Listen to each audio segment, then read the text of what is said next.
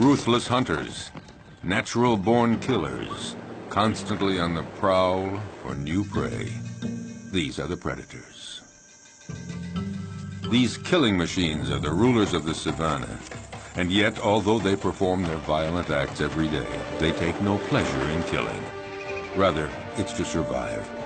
For them, as for their prey, life is a daily challenge.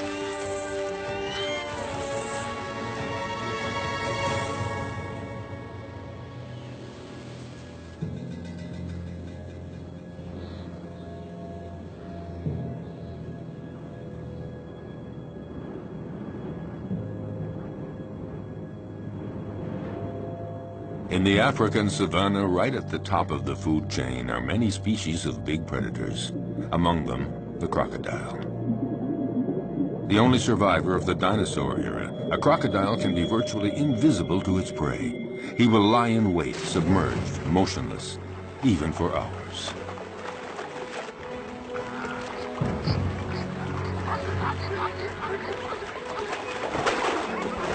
Fearsome, discreet, wily, he is perfectly adapted to life in the water and has the sinister reputation as the most dangerous killer in Africa.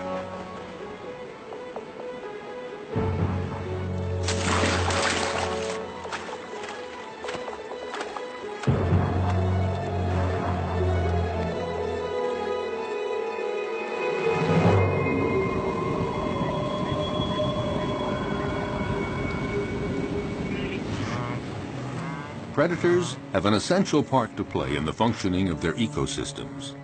By congregating at places where their prey can cause pollution, they limit proliferation, sparing other species that are few in number. Predators as a group, in limiting populations, help to preserve species that might otherwise eliminate one another.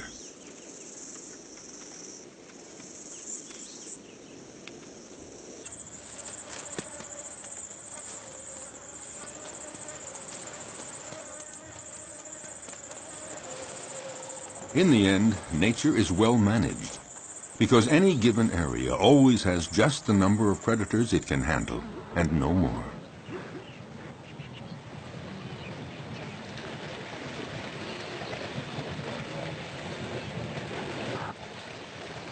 Each predator has its own way of hunting. Their strength and speed seem to protect them from many dangers, but their never-ending need for food, for survival, drives them constantly to keep hunting. Even when prey is abundant, chances of success are never sure.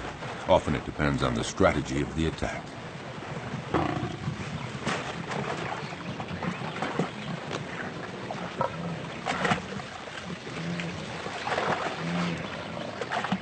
Seized at the throat, this gnu has no chance. The lioness's jaws have broken its spine.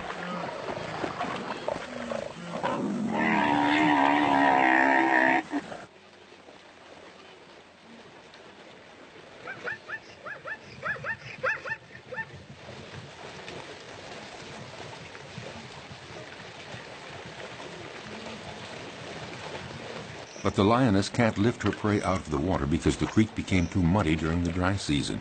She has to devour the animal here where it was killed, a rare practice. Usually several lionesses hunt together, but there are occasions of solo hunting, and then the lioness can rely only on herself to defend her kill. The prey has barely been taken when other predators start pointing their snouts toward the meal. Yes, it is not enough to hunt down and kill your prey. You have to defend it too. The fury of a lioness can be fatal for a hyena. The sudden appearance of a buffalo might improve the hyena's chances.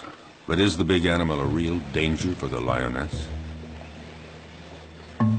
The buffalo keeps approaching, trying to frighten the lioness away from her kill.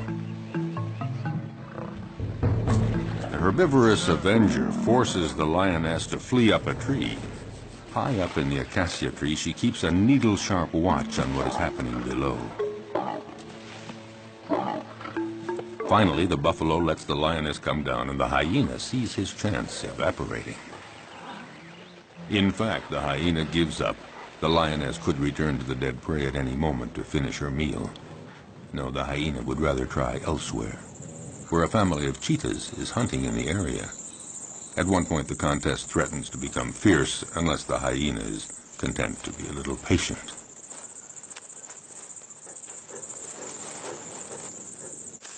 Why not let the fastest predator of the savannah do all the hard work?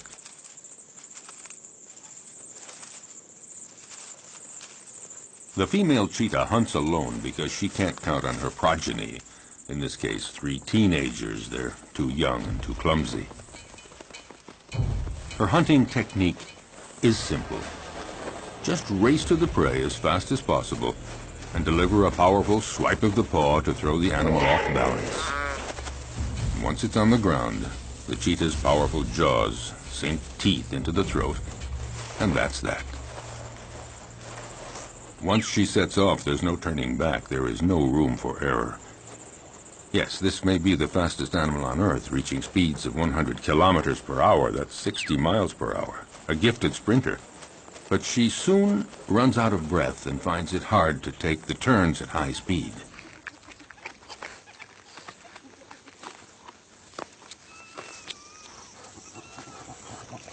She expends so much energy all at once that she needs a breathing space to recover.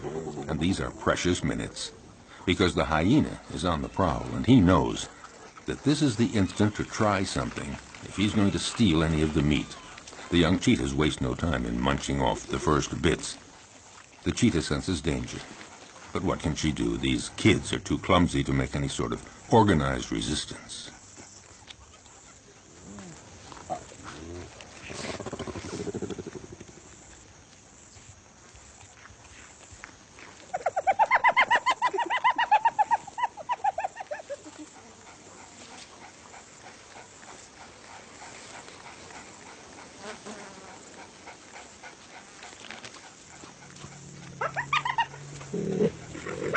Their mother tries to put up a half-hearted bluff, but she knows that she and her offspring can't do anything against the hyena's terrible jaws and teeth, especially now with the smell of blood in the air.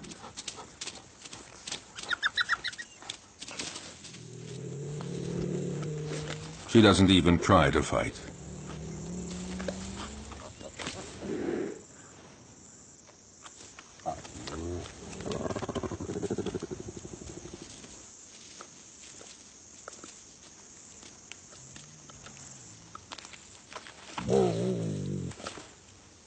Her big meal is not for today. She's a spent force, and she knows it.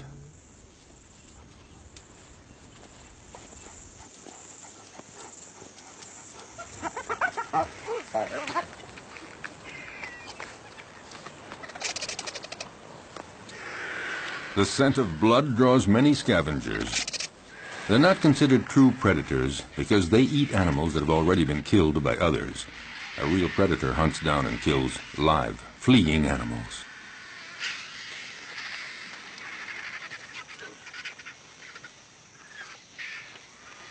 As for the hyena, his patience has paid off, and he can eat to his heart's content.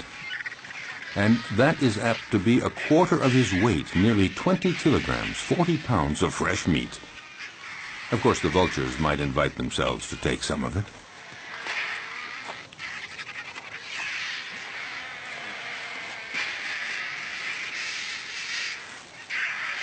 A jackal is prowling around, but he's no match for the hyena.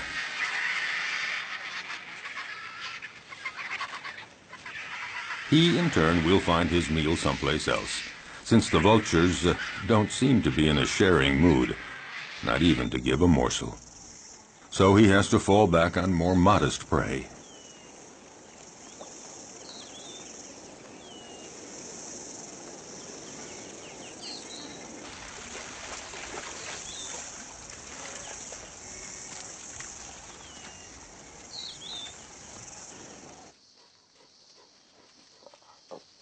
Lichens, or wild dogs, are also considered prodigious predators in the savanna, the equals of cheetahs and even lions. They're among the carnivorous animals that hunt during the day. To feed the family twice every day at sunup and sundown, they leave their lairs to hunt in packs. But they're not always successful, because they're often smaller than the animals they attack.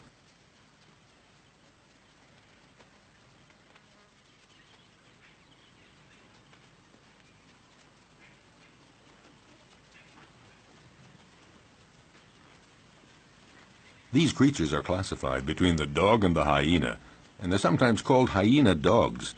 They drink very little, and their prey can be antelope, zebras, gazelles, and gnus. They're about the size of a big dog, but they're considered, perhaps, the most effective killing machine in the animal kingdom. They hunt in packs, like wolves. Alone, one could never take down a Thompson gazelle or a young gnu. So it's vital that they hunt in packs, and this requires a well-planned division of labor. First stage, sneak up on a herd to spot one that is young or weak.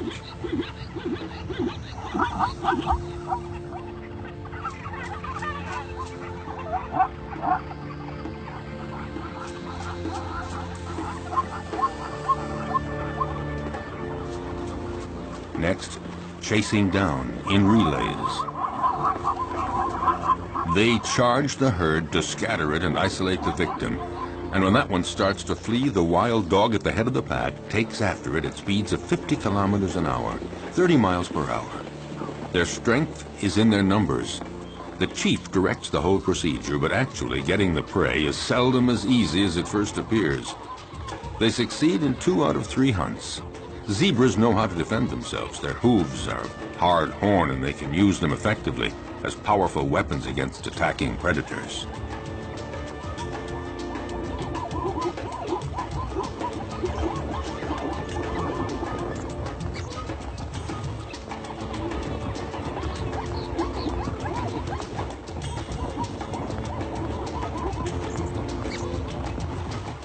This time, the zebra herd manages to fight off this pack that isn't really prepared for this morning chase. Herbivorous animals know how to put up a good defense. Elephants stand very tall, and they fear none. But the others have to learn the behavior patterns of their potential predators. They know when they're hunting and when they're not. So it's common to see a herd of zebras calmly munching plants just a few feet from a relaxing lioness. But the zebras are watchful all the same. The stallion stands slightly apart like a sentinel. When he senses danger, he alerts the others with a whinny. Instantly, they all form a group and they flee together, with the stallion bringing up the rear, where he can nip the legs of the slow zebras to make them keep up with the others. But the greatest danger for all of them is crossing a river, because it's there that crocodiles lie in wait. If crocodiles are seen as the most frightening predators on the planet, it's because they're not only clever and strong, they have another weapon: their patience. They can go for months without eating, but after a fast like that, any prey passing within range of their massive jaws would have to be very lucky to escape. Armed with about 70 teeth, a thick body armor of scales, and powerful appendages that they can use to leap their full body length, their attacks are furious and frightening.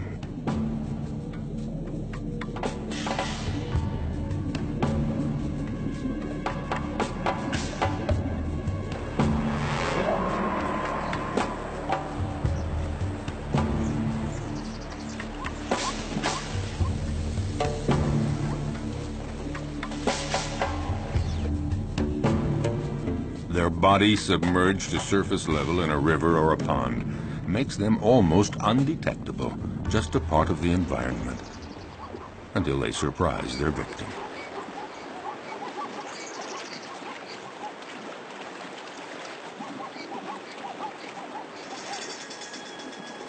Buffalo, zebras, antelope, these are perfect prey. And slippery shoreline mud or steep riverbanks often make it hard for the prey to get away.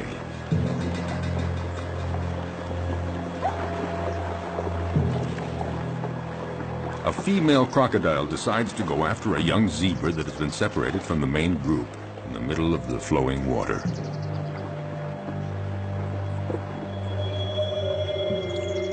It's not a fair fight. Alone, terrified and wounded in the river, the animal doesn't know where to go or how to get away. The female crocodile tries to drag the wounded creature down into the water, but the youngster is resisting ferociously. It's hopeless. The crocodile has to have a better hold. The prey might get away. Whatever it takes, she has to get a firmer grip with her jaws, and in those few seconds, the zebra could get away.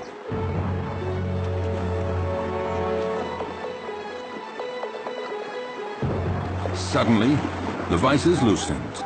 Instantly, the zebra takes advantage and breaks away, desperately climbing up the riverbank. Exhausted by the violent struggle to stay alive, the young zebra has to rest. But lions are always prowling along the river, seeking new prey. The young zebra's minutes are numbered because she is wounded. And in the savannah, a wounded animal is as good as dead. Here at the river, the lions have this prey for the taking. In fact, they have a wide choice of animals that are fatigued from crossing the river, or sick, or wounded, the ones that trail behind the herd.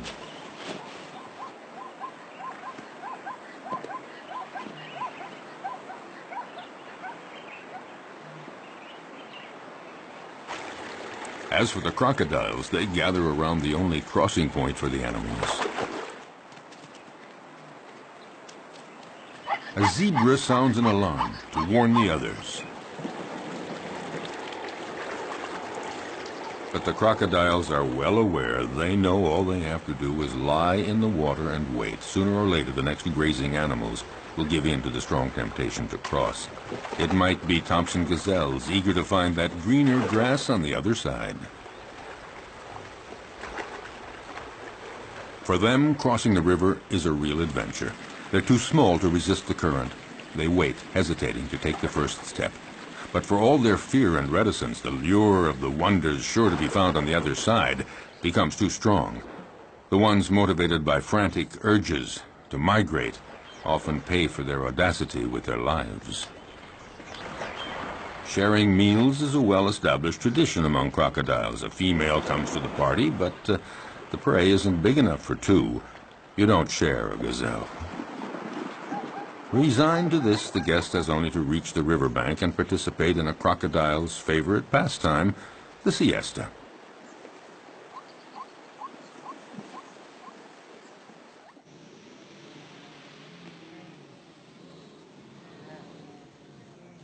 But during the mass migration across the Masimara Plains, danger comes not only from crossing the river, it lurks everywhere.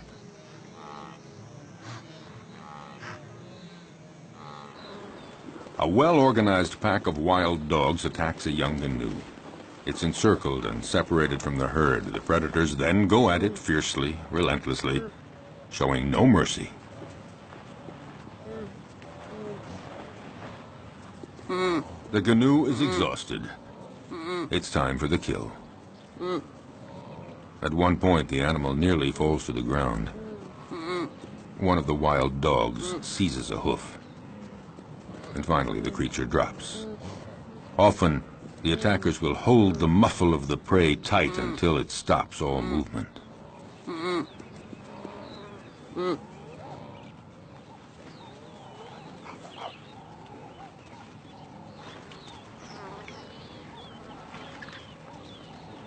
Now it just remains for the predators to share the meal.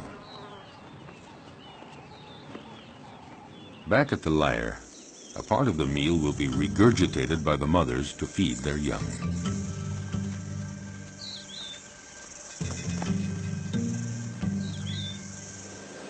It may seem that predators are ruthless. They show no mercy at all. But they kill only when they're hungry. Their potential prey senses this. As we saw, herds are often oblivious to lions walking almost beside them. But if a herd senses that a lion is hungry, they are away and fast.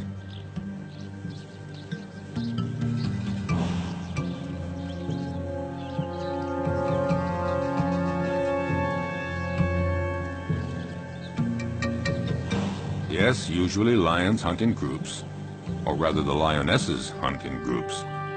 Males take no part in the hunting. They are content to feast on what the females bring in.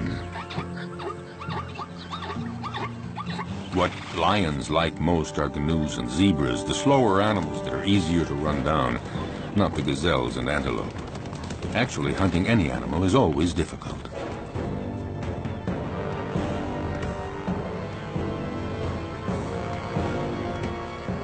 When hunting in groups, lionesses lie in wait, upwind, but one is stationed downwind. They wait for the right moment and then come out all at once, heading straight for the herd. The targeted animal is, of course, terrified and runs in all directions.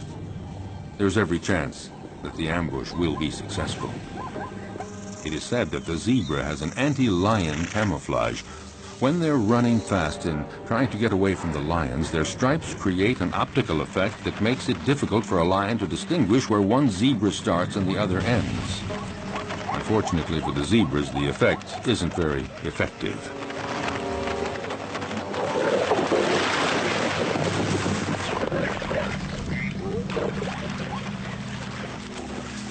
A lioness kills by strangulation, and it's a slow death.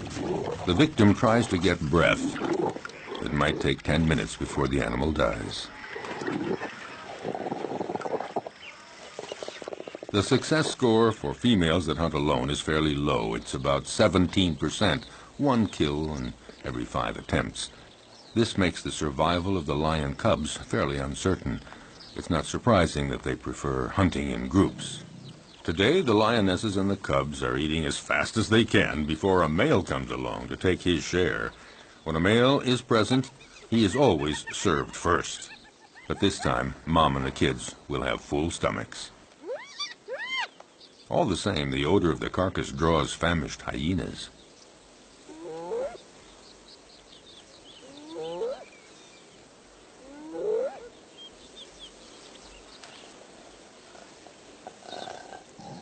The banquet attracts envious neighbors. The hyena moves in closer, no doubt convinced that the moment has come to make his move. But the lionesses have no intention of letting him get away with it.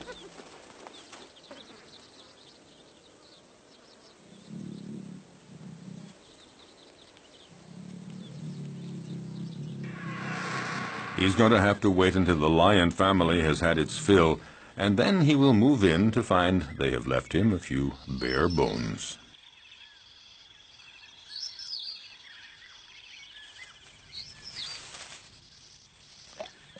No, not much chance that the lions will leave much for the hyena. Well, if there's nothing here, the hyena has to resume a solitary quest. Why not seek out tender prey, fresh meat, for instance, an unsuspecting, defenseless baby cheetah? For out in the wild, hostile nature, the lives of the young, whether predator or prey, are often precarious.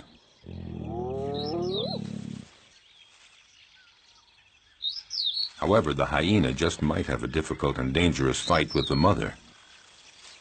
Intimidation, dissuasion, will he dare?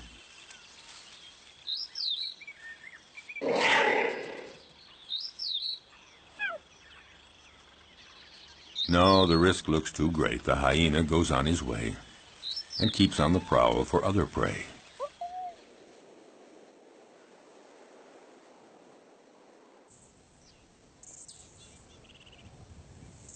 His courage seems to have deserted him for trying another attack.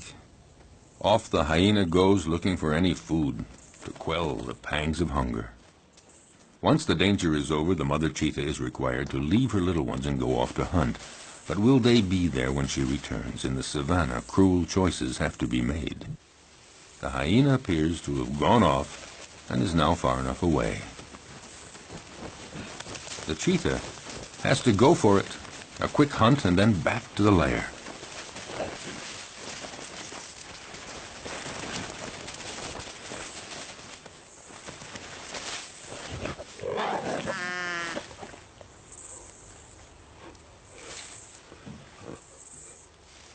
The hyena is watching all this. And a little too sure of itself approaches the cheetah, certain to come out the winner.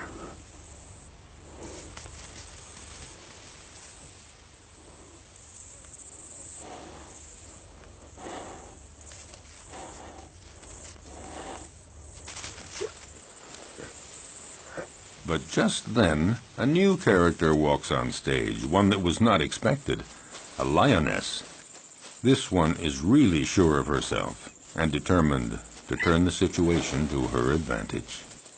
Nobody dares attack her. The hyena and the cheetah are left on their own.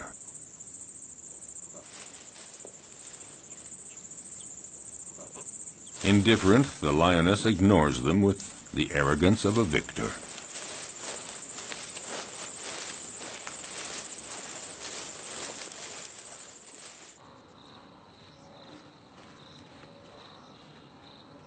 Vexed, the hyena, again, goes off to a safe distance.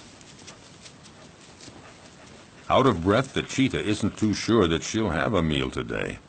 She'd better just go back to her little ones, or maybe make one last attempt under the watchful gaze of the hyena, who more than ever is looking for his slightest chance. By now, other hyenas are present, curious to see how well the cheetah will do. With energy born of hopelessness, the cheetah begins a frantic chase in pursuit of a canoe, but she lacks conviction and is too soon out of breath.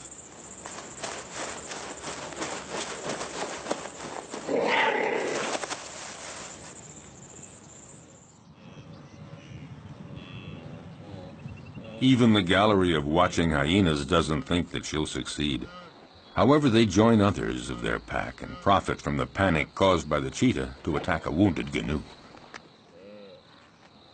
The lone hyena would very much like to join the party. Well, aren't there cordial relations among all members of the same species?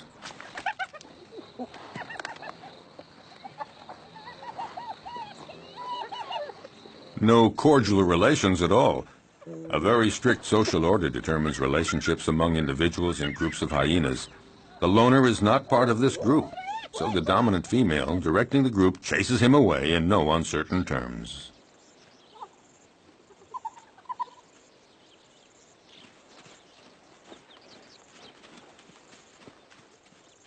Nothing can be done, so it's best just to melt away into the distance.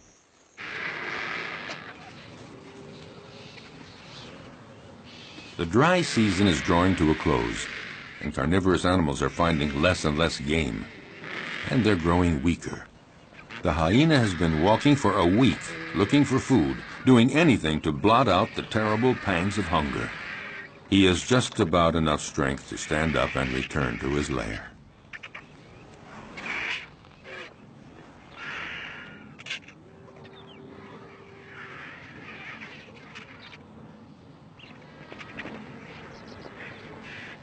Oh, he knows the vultures are waiting for just one thing, for him to lie down and not get up. But hyenas belong to a species with incredible resistance. Gathering up all his strength, he sets off on his quest.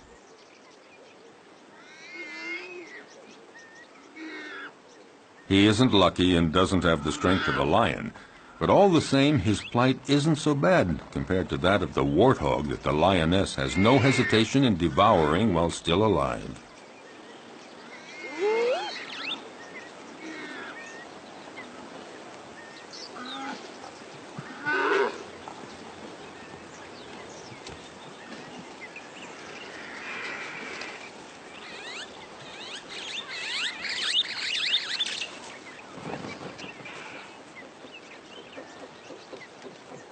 The hyena was right to wait around for a while.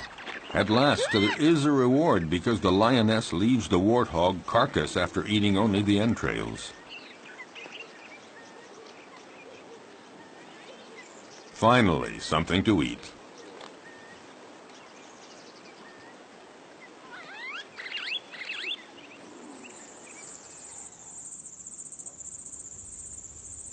Even among lions, survival isn't always so easy, at least not for the cubs.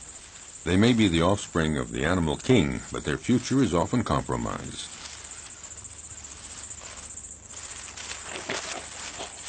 Power and strength characterize the lion, but the cubs are vulnerable, and danger lurks everywhere, even within their own group. Actually, among the lions, everybody seems to be getting along with a certain intelligence. The females within a family are taking good care of the little ones. A female will submit to any sort of nuisance from the cubs, and will even take care of the ones that are not her own. So the females remain calm, but it's quite different with the males. They guarantee reproduction, and they protect the females and the cubs, but they can turn dangerous for the cubs.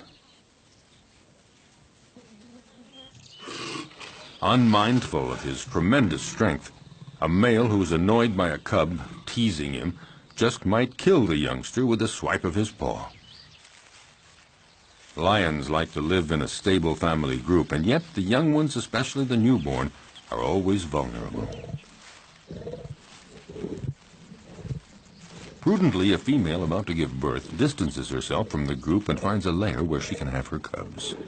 She wants to find a natural hiding place where hyenas and jackals and cheetahs can't get at the little ones, and to keep them safe from the male lions that might come to take them. A female may have as many as 6 cubs at a time, but only 1 in 5 will survive to adulthood. Cubs are most fragile during the first 20 months. Then they are young adults.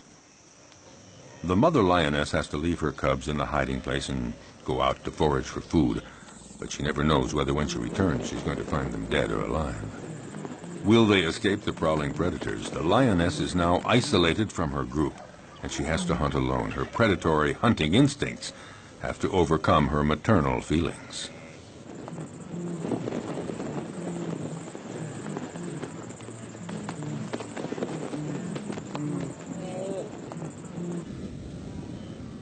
She must go off to hunt even though solitary male lions are prowling the area. They pose an enormous danger for the newborn cubs. If a male lion discovers them, he will probably kill them at once. Time is of the essence. The female must get back as quickly as possible.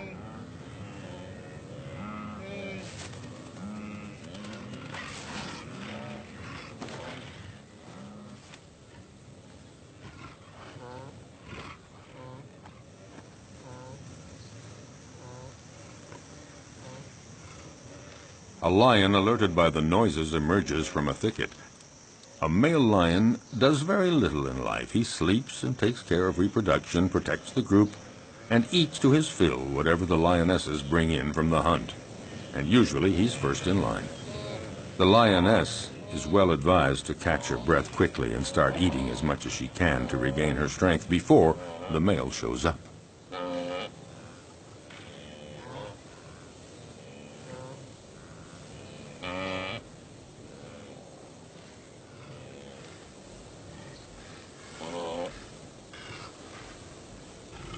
"5 kilograms, 10 pounds of meat every day. That's what every male or female lion requires for survival.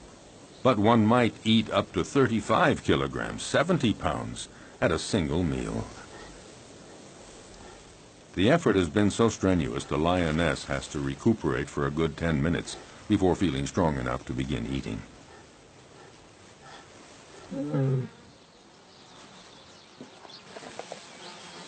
Drawn to the food, the male approaches the female. She submits because she knows the social order within lion groups. Males take first. Hence the lion's share, and here it literally means that he takes all the best pieces for himself, and he takes them before anyone else in the group.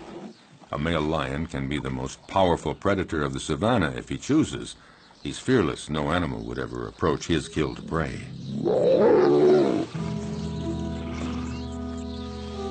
The lioness can only wait, resigned to the situation, and go off to her cubs.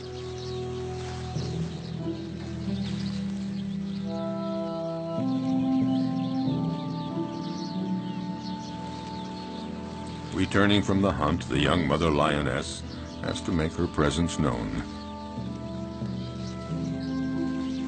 A cruel surprise awaits her. Her little ones had a surprise visit from a solitary male lion that happened upon them. Only one cub remains, but it's dead.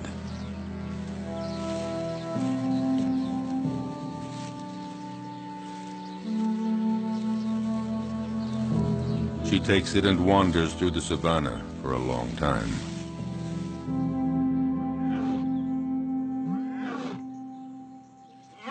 Before she can bring herself to give up the cub's body to the vultures.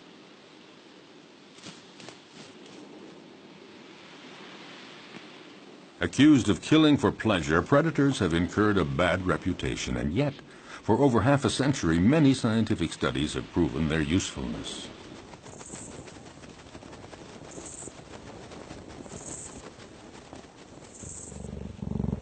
A number of predators are key species that enrich their region and determine the structure of animal communities. They maintain a good balance between various species. Attempting to suppress the predators to protect nature is a mistake, because any place without predators is not a stable environment. On the contrary, it's an artificial habitat made poorer and more fragile.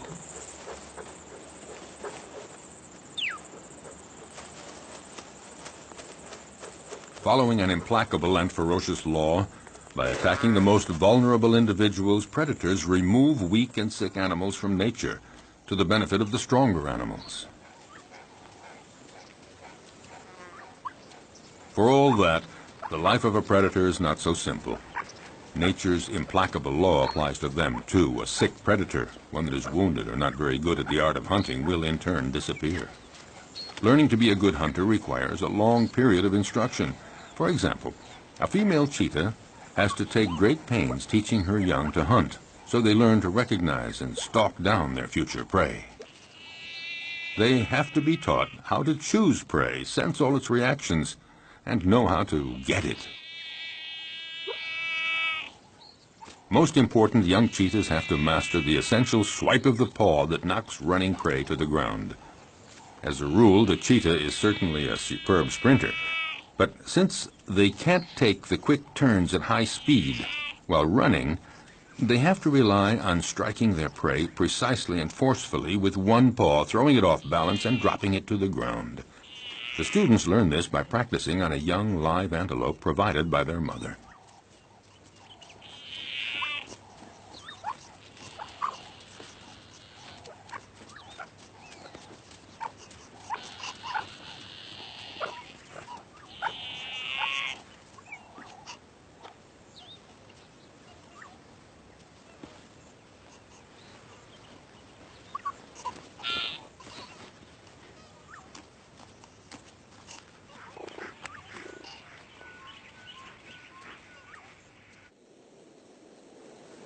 In the broadest sense, being a predator is feeding on other living creatures.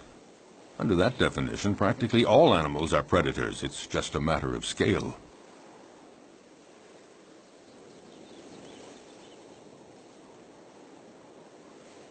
In the savannah, baboons are, for the most part, omnivorous. But sometimes they reveal themselves as accomplished predators. The males have no hesitation in attacking other mammals that they may encounter on their way.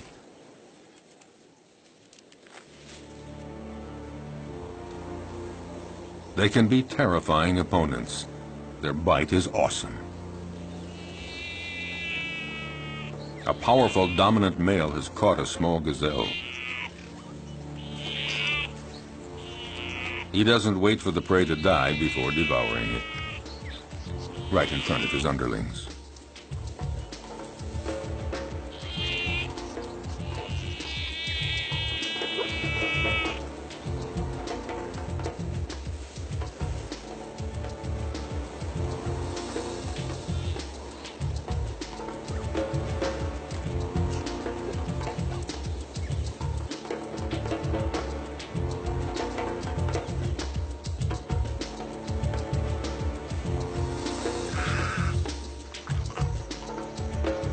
This male may leave a few scraps for others, but only after he's had his fill.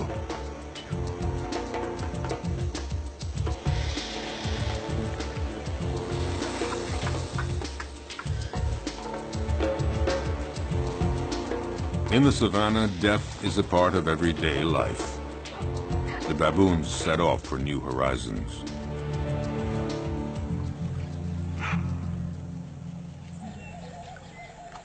But predators are not limited to attacking weak herbivores. They devour other predators, and at every opportunity.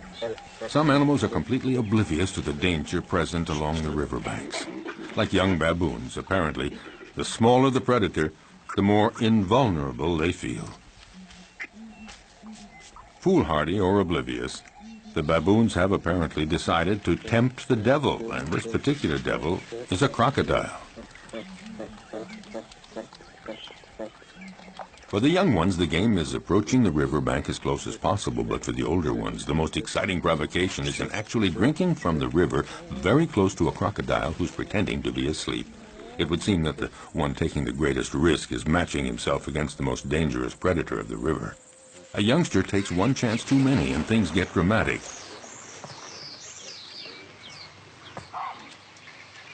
The alert is sounded, but it's too late.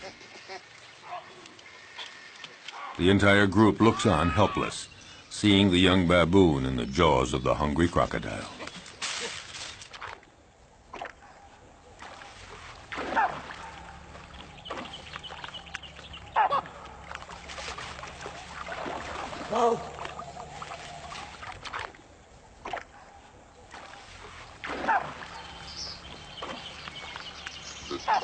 In the world of the predator, you pay for the slightest mistake. But along the river banks, the crocodiles don't always have it their way. Facing a hippopotamus, the law of the stronger and the bigger holds, and the hippos move right in to use their heavyweight position to provoke the crocodiles.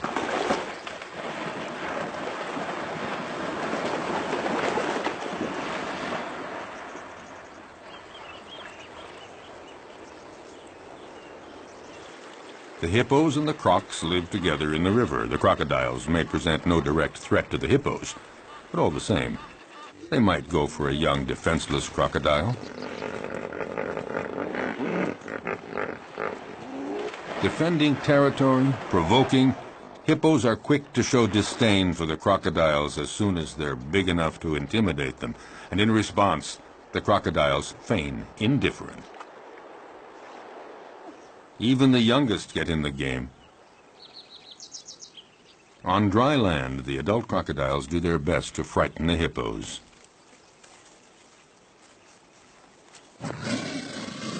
They multiply their efforts, but the massive creatures don't believe a word of it, so to speak.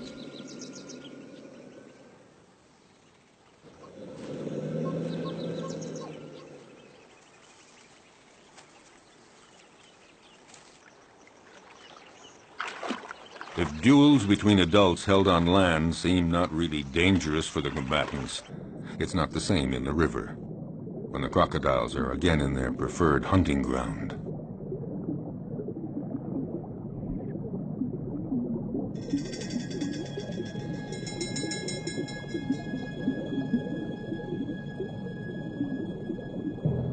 In the aquatic element, a crocodile is ruthless, facing a young hippo. Didn't realize how dangerous it is to get separated from the group.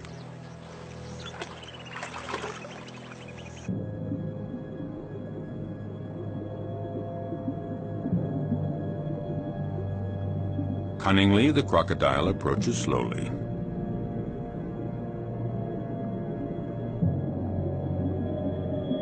Very calmly, it pursues the prey, waiting for the right moment to strike.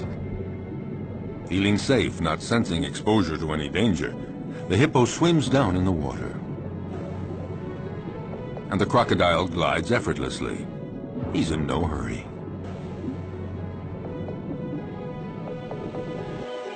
In this unequal pursuit, the two animals rise to the surface.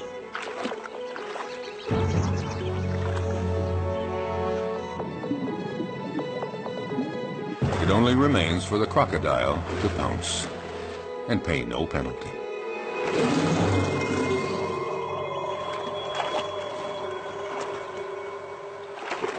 The only place to satisfy a thirst is in the river, and that's where every danger lurks. But nature isn't fair. Some risk everything, others face virtually no danger. Take the giraffe, gaining considerable protection from its great height. Still, it's in mortal danger drinking at the river, because it has to spread its legs, and in this uncomfortable position, the giraffe is highly vulnerable.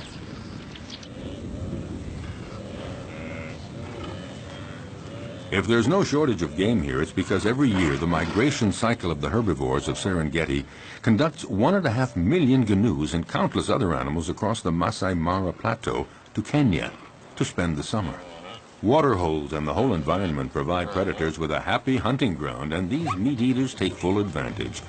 Nevertheless, the actual hunting is far from assured.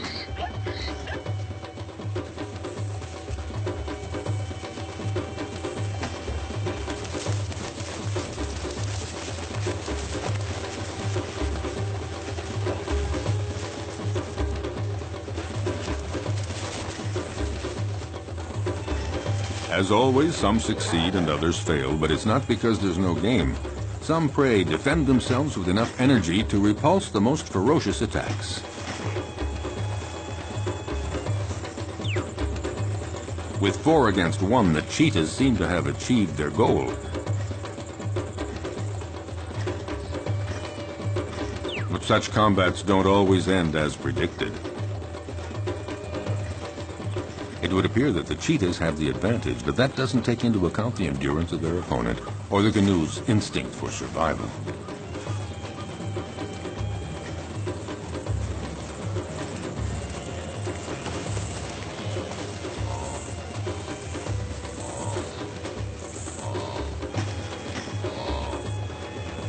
Despite the ferocious attack he has endured, will the canoe's stubborn refusal to give in result in his eluding his attackers?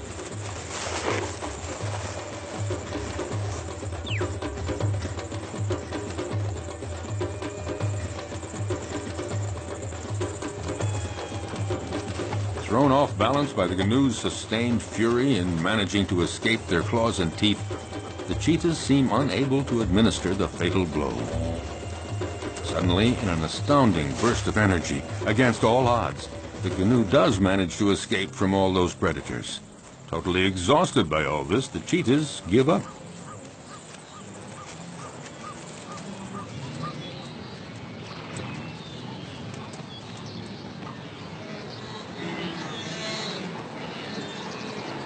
In this immense jumble of thousands of canoes and zebras and gazelles, as we have seen, the most fearful moments of their long migration trek come when they have to cross the river. But paradoxically, if it's their great number that attracts predators, it's also their massive numbers that provide their best defense against the feared crocodiles.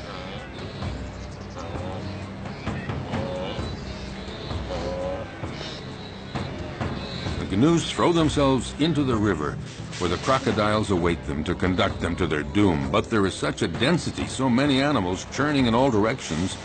In this confusion of horns and hooves, the crocodiles are confused, unable to find a precise target.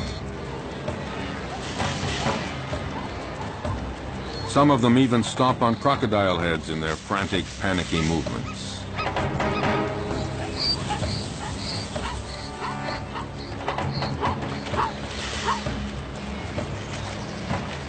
This superabundant flow of animals disorients the predators, but any animals that stray from the central melee, any out on their own, are instantly victims of ferocious crocodile attacks.